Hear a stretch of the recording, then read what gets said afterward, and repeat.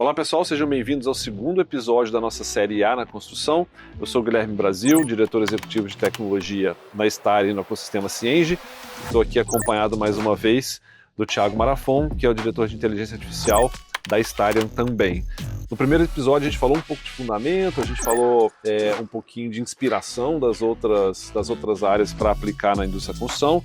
E a ideia hoje é a gente aprofundar um pouco, né, falar um pouco do que é tendência efetiva, do que está em alta, né, do que são as coisas mais aplicáveis aqui na construção em termos de inteligência artificial na nossa visão. Tá animado aí, Thiago? Vamos lá? Será que a gente vai conseguir ficar dentro do tempo que nos deram? Com certeza.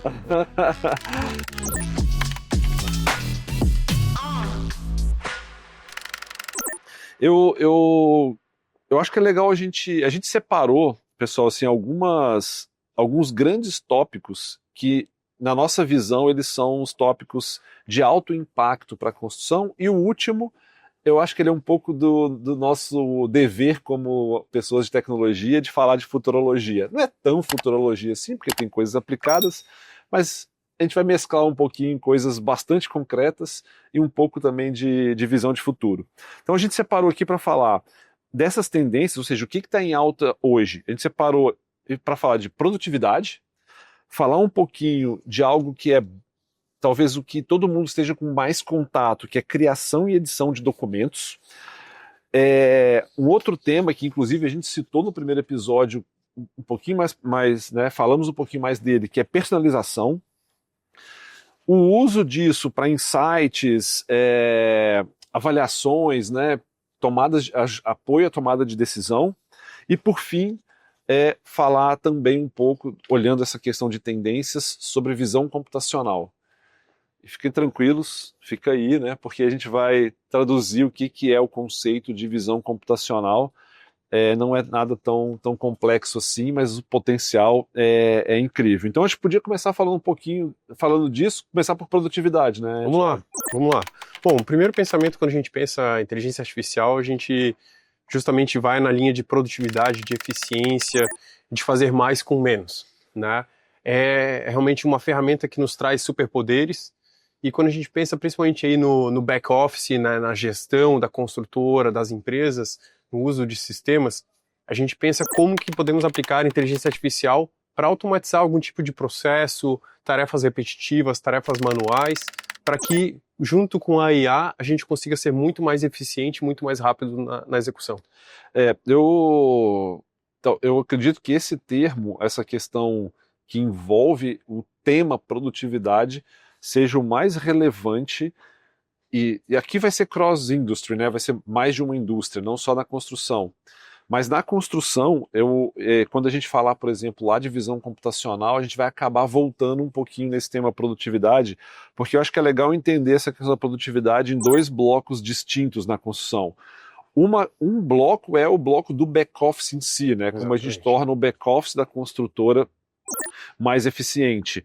Quando a gente olha para o ecossistema Cienge e todo o ciclo de uma obra, né, desde ali do processo de planejamento, lá no pré-obra, depois todo o processo da construção em si e o processo do pós-obra ali, né, quando tem a parte final da entrega da obra, e todos essas etapas a gente acaba cobrindo, né, dentro do ecossistema Cienge com os nossos produtos. Ela olha fortemente para quem está sentado ali atrás no escritório, né, fazendo essas coisas acontecer ou fazendo o processo de acompanhamento. E tem uma outra vertente, que é a vertente de aumento da produtividade e redução de desperdício na obra em si. Exato. Acho que a gente vai hoje falar um pouco mais dessa primeira parte, né, que é o que está um pouco mais nessa questão do back-office, mas existem esses dois elementos. Quando a gente olha, para as tecnologias de inteligência artificial disponíveis hoje, olhando para especificamente as questões de produtividade no back-office, acho que a primeira coisa que eu acho importante todo mundo ter em mente é que, assim, não é de uma área específica que a gente tem que fazer a aplicação.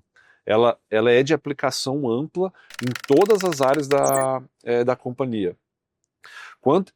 No próximo bloco, né, na nossa conversa aqui, a gente vai falar um pouquinho de requisitos, né, o que a gente precisa para que essas coisas aconteçam. Mas o primeiro elemento aqui, quando a gente olha para essa perspectiva de tendência, apliquem as questões de IA em tudo que vocês entendam que gera algum tipo de produtividade. E o melhor jeito de calibrar isso é entender as coisas que eventualmente tenham ações em escala. Então, como a gente está falando de produtividade, a gente pode falar de recuperação de documentos, né, em todos os níveis, tanto para uma área atender outra, quanto para que a empresa atenda seus clientes. Então, essa questão de recuperação de documentos, depois a gente vai falar de edição, né? A nossa próxima é falar de criação e edição, mas a recuperação em si de documentos, quem nunca se deparou com aquela dificuldade, principalmente um novo entrante, né? Por exemplo, uma das questões de produtividade para mim que são muito relevantes é quando você tem uma pessoa nova entrando na empresa. Aí entrou uma pessoa nova numa consultora ou eventualmente numa incorporadora, né, numa empresa da indústria da construção, e aí ela acabou de entrar, coisa mais difícil para ela, assim, cara, onde estão as documentações, né? Onde as coisas que eu uso estão? Então acho que pensem sobre toda vez que você precisar de uma recuperação de documentação, isso tem forte potencial de aumento de produtividade.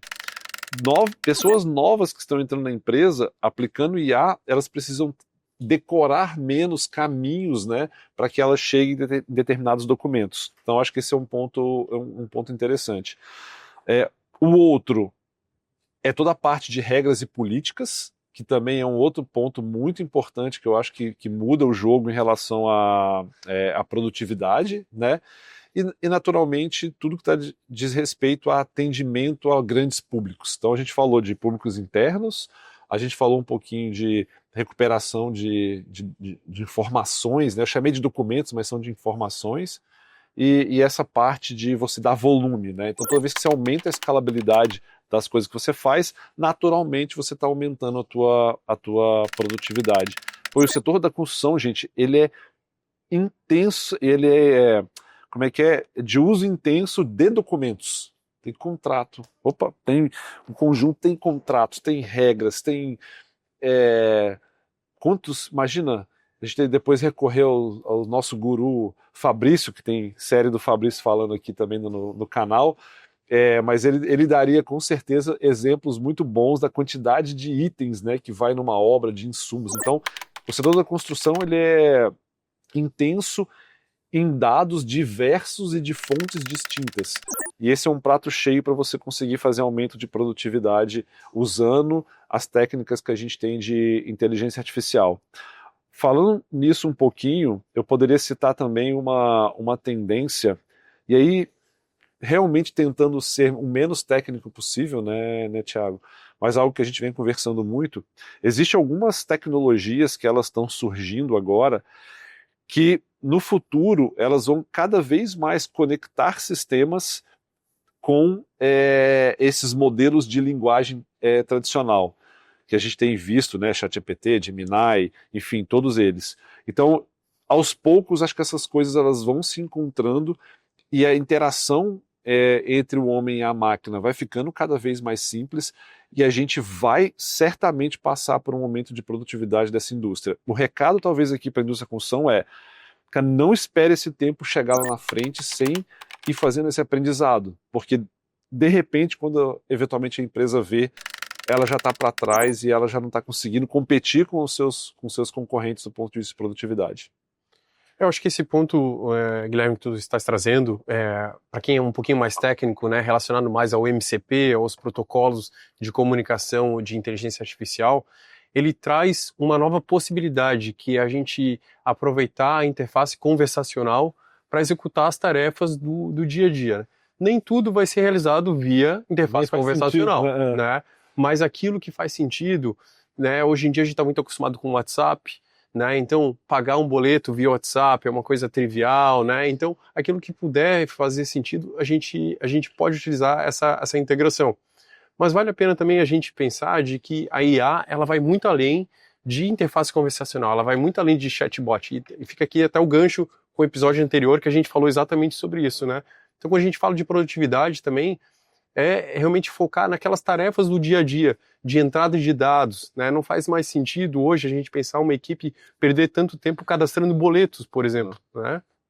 Então a gente pode estar utilizando a inteligência artificial para automatizar essas pequenas tarefas do dia a dia, gerando um grande ganho de produtividade para as equipes. Eu vou dar uma dica prática, então. Se for para você tentar começar a mensurar de um jeito bem simples o quanto que você está de verdade olhando para a produtividade na tua empresa, quantifique a quantidade que você tem hoje de agentes e automações.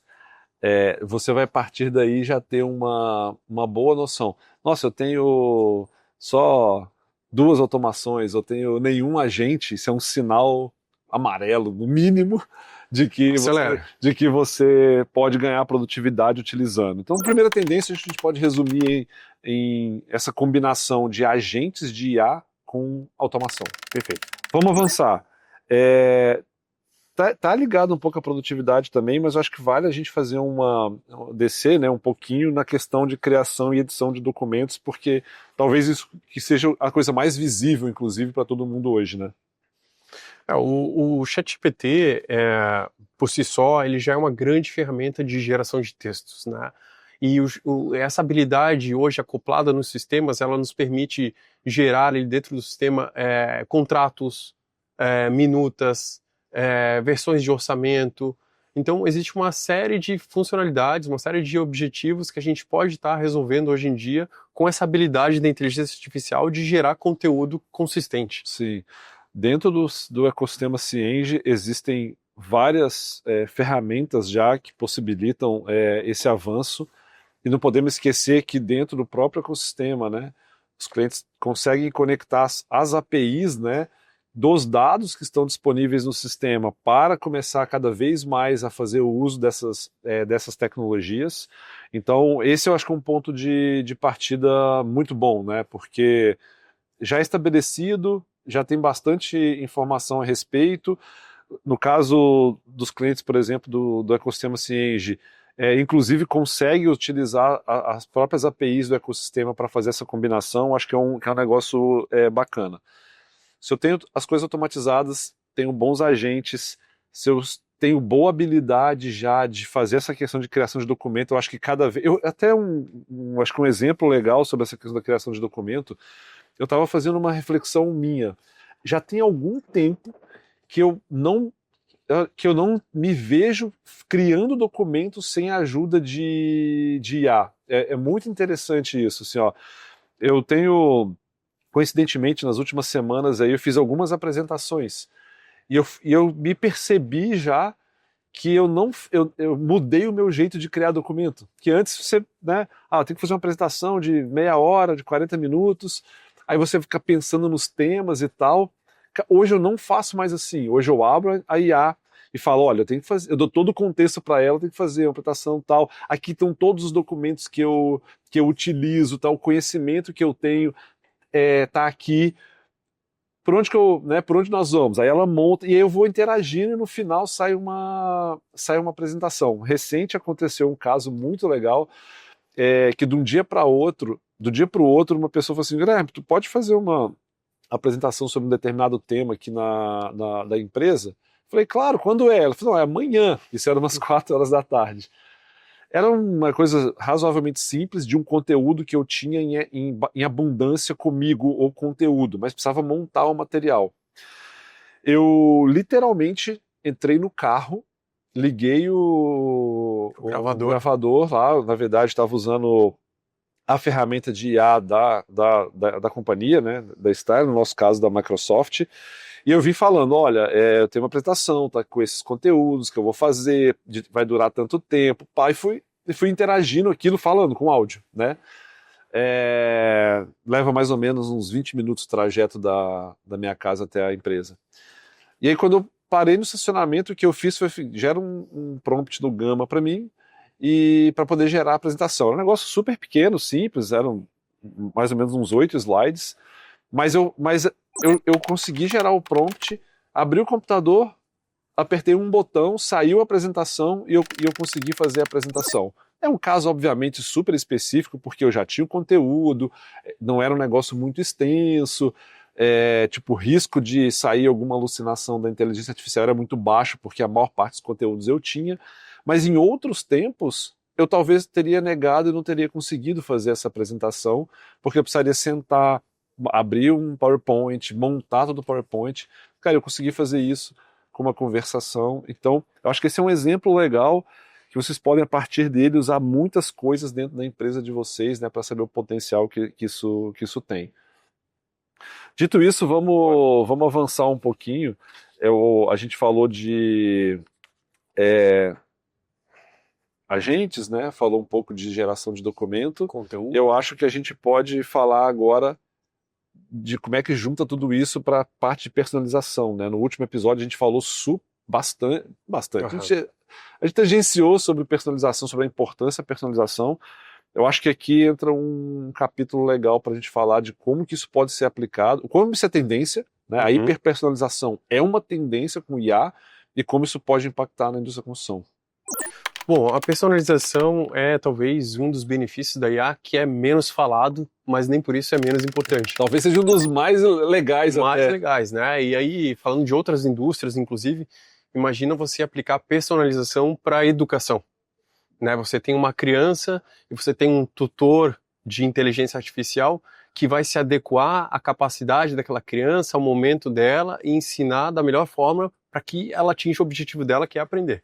Né? Então a gente pode trazer esse conceito também para a construção e pensar como que a gente pode personalizar a experiência do operador do sistema, né, de gestão da construção para aquela tarefa que ele está executando. Como é que a gente pode mudar o contexto, mudar o cenário, mudar a interface ou alimentar ele com uma determinada informação para otimizar o trabalho dele. Faz sentido, faz todo sentido. E eu acho que isso encaixa inclusive naquele outro tema que a gente falou, que é o da própria de uso isso para tomada de decisão e inteligência, né? Exatamente. Porque tem uma coisa super interessante que, pô, eu tantos anos trabalhando na área de tecnologia, tem duas coisas que são super difíceis de resolver, que é padrão de relatório e painel de análise de inteligência, de business BI. intelligence, né? O BI. A gente no próprio ecossistema ciente tem boas soluções, assim, tem soluções que já conseguiram entregar um excepcional resultado, coisas bastante flexíveis, mas ainda assim é sempre um desafio, né?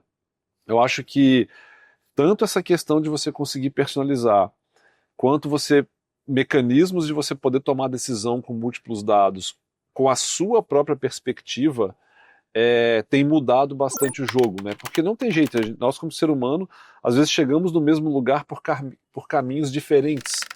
E um sistema mais tradicional, vamos chamar assim, é muito difícil ele conseguir atender todas as necessidades de todas as pessoas, porque cada pessoa dessa vai chegar naquele mesmo ponto por caminhos diferentes. Então, uma outra coisa que certamente vocês vão ver cada vez mais acontecendo é mecanismos de tomada de decisão, entrega de insights, baseado nesses modelos de linguagem um pouco mais abertos, porque isso facilita chegar todo mundo no mesmo caminho, né? O BI é um clássico exemplo, né? Porque nós fazemos toda a parte de discovery, entrevista usuário, para ver que tipo de informação, que tipo de visualização de dados ele precisa, mas dependendo da atividade que você está, do momento que você está, você vai querer um drill down, você vai querer mudar o ângulo de visualização. E hoje as pessoas já estão muito acostumadas com prompt, né? Então faz todo sentido você imaginar o que você está precisando naquela hora, imputar ali um prompt, criar um prompt e a IA personalizar então a visualização dos dados para aquilo que você precisa. Sem dúvida. E acho que cai até naquilo que a gente falou antes, né? Não é que um necessariamente vai eliminar o outro, né? Tem coisas que, eventualmente, painéis de acompanhamento que sejam sempre utilizados e tal, cara, fazem todo sentido estar no BI, né? Toda vez que você perguntar a mesma coisa para uma IA, põe num painel que vai ser mais eficiente. Mas, com certeza, essas duas coisas combinadas, você tem uma primeira visão, um primeiro insight, e essas coisas combinadas vão ter um poder gigante. Vamos falar um pouco de futurologia? Vamos lá. Que era o outro item que eu coloquei naquela nossa lista que a gente levantou antes de gravar aqui, que é a visão computacional. Gente, visão computacional, de novo, tentando ser o mais simplista possível, é quando você pega as características de captação de dados de um ser humano e coloca isso para o mundo digital. Então é juntar a capacidade de enxergar, né, de você ter visão espacial das coisas, de ouvir, né, de você captar os sons também, e perceber, no fim, nuances que sejam do mundo real e traduzir isso para o mundo, para o computador. Então, basicamente, pensem que a visão computacional é você traduzir os sentidos humanos para o computador. E a partir disso, o céu é o limite, né? Então, para mim, o exemplo clássico que vem, por que a gente colocou isso na lista de tendências, inspeção de obra, né? Inspeção de obra talvez seja o mais clássico, que eu acho que num futuro não muito distante, eu sei que já tem várias tecnologias para isso, mas num futuro não muito distante, vai ficar muito mais fácil você fazer acompanhamento de obra usando visão computacional. Inspeção de obra, toda a parte de acompanhamento da evolução da obra, acompanhamento do uso de equipamentos de segurança, né? Eu gosto muito dessa definição que tu usou, mas eu também gosto de pensar que é a automatização da integração do mundo real com o mundo digital, né? Então, ao invés de ter humanos olhando e imputando os dados no sistema, a gente encurta esse caminho e dá realmente olhos para a máquina, e, né, então ela consegue acompanhar toda essa questão de evolução da obra 24 horas por dia, né, de diversos ângulos que talvez os humanos até tenham dificuldades. EPI, né? EPI você tem uma pessoa que está na obra sem capacete. Olhar isso o tempo todo, 24 horas por dia, para um ser humano é difícil, né? E a gente faz isso via câmeras, né, que a gente pode estar integrando, sensores, IoT, então diversas formas que a gente leva informação, leva dados para dentro do sistema, e a IA processa isso e gera insights e gera ações. Perfeito. Bom, então deixa eu fazer só um resumo, para a gente passar para o próximo, que são as coisas que a gente precisa para usar isso. Resumo aí para a galera, a gente falou de tanta coisa, tem que ter um resumo. Bora lá. O que tem tendência, que a gente trouxe tendência, o que está em alta? Aplicação de IA para coisas ligadas à produtividade, especialmente usando automação e agentes. O uso intenso e efetivo para criação e edição de documentos. A aplicação de IA em processos de personalização, tanto para questões internas quanto para atendimento ao público das empresas da construção. O uso para tomada de decisão no processo de inteligência e principalmente para as consultoras, nesse caso, né?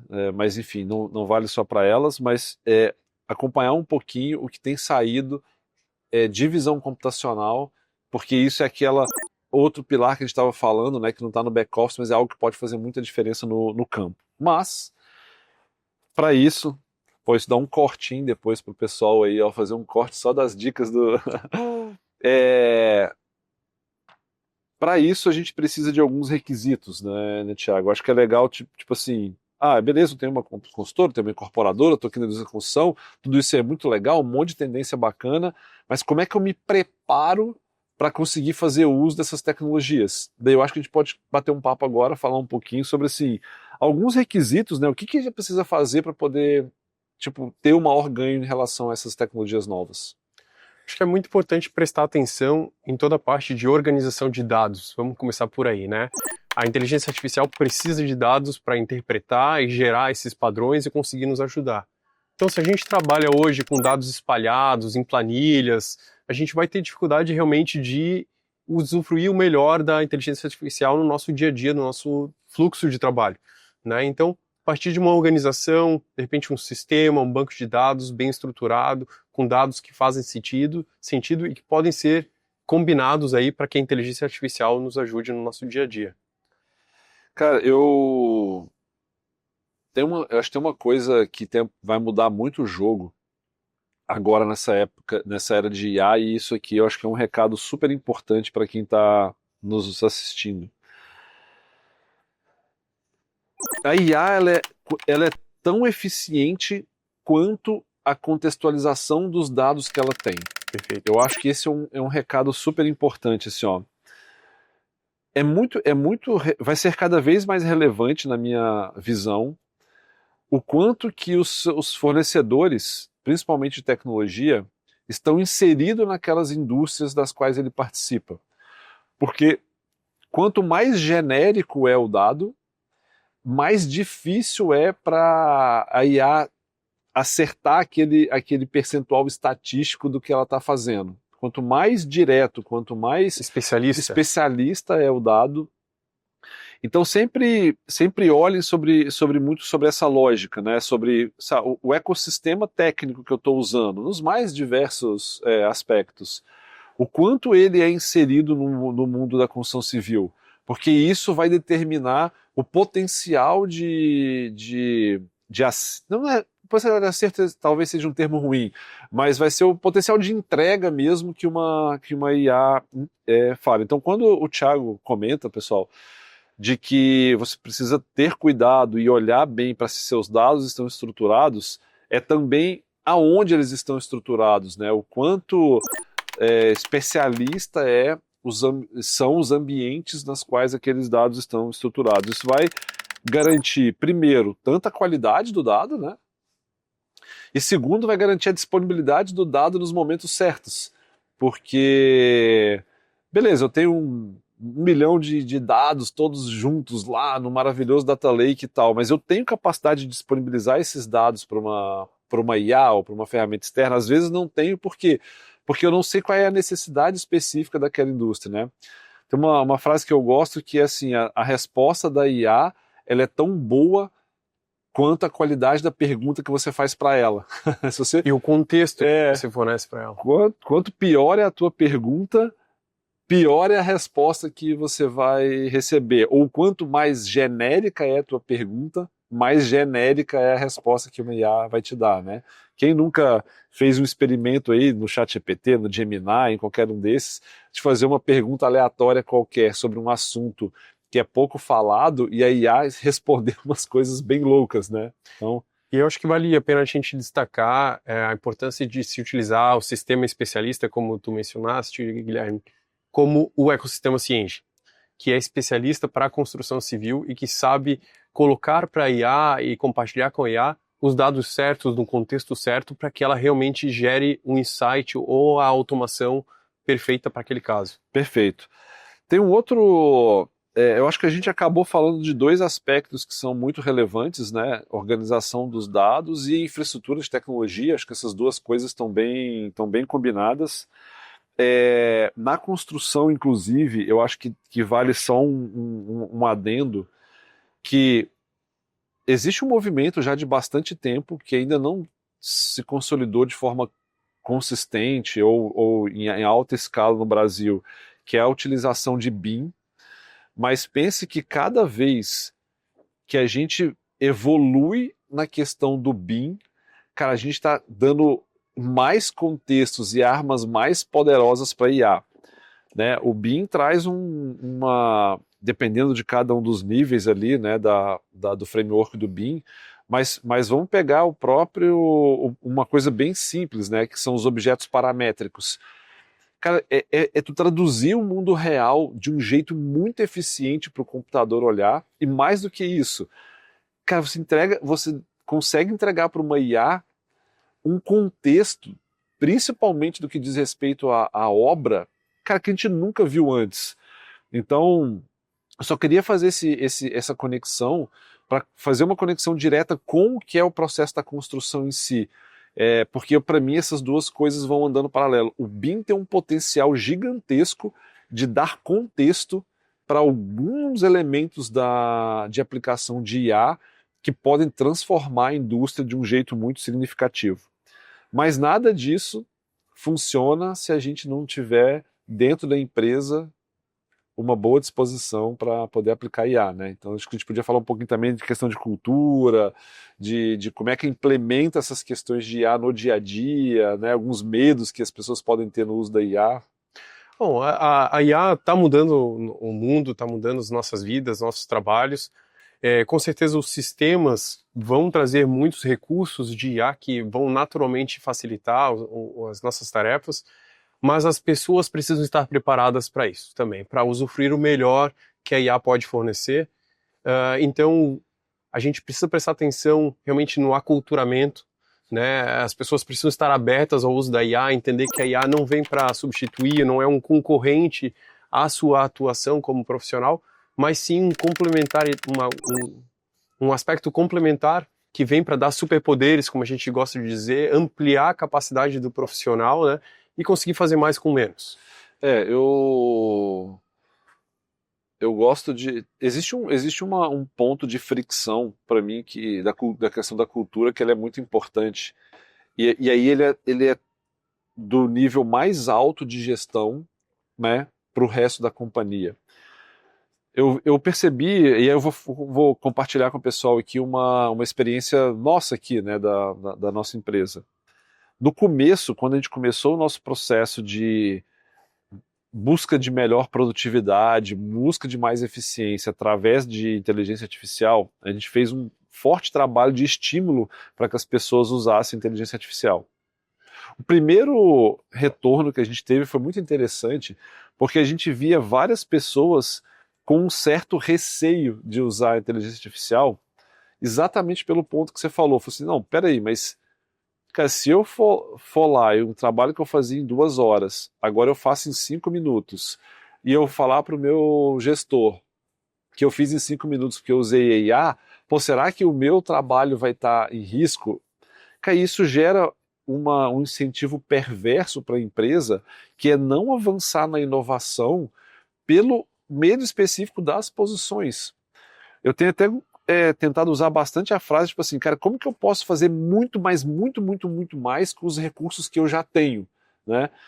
E isso não tem jeito, isso parte da liderança. A liderança tem que dizer assim, não, cara, se esse negócio fazer 2 horas, agora tu faz em 5 minutos, pô, agora tu vai poder, na tua posição, fazer outras coisas adicionais que você não fazia antes e que isso vai valorizar a tua posição. Tu vai se tornar um profissional mais importante para a companhia. E, naturalmente, isso tem uma transição, né? Tem um processo de transição.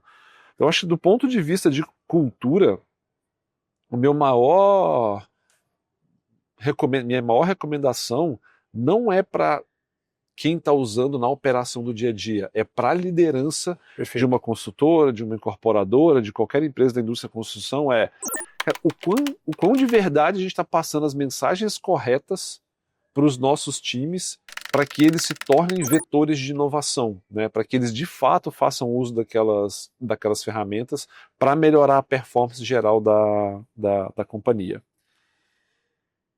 Bom, eu acho que a gente passou pelos elementos, né, olhando a questão das tendências, né? Então, fazendo uma rápida recapitulação aqui, a gente primeiro falou das tendências e o que a gente precisa então para essas tendências? A gente precisa de bons dados, de qualidade, contextualizados, suportados por uma boa infraestrutura de tecnologia e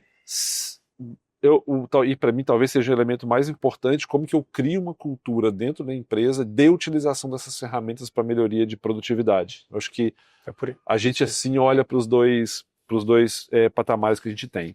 Pessoal,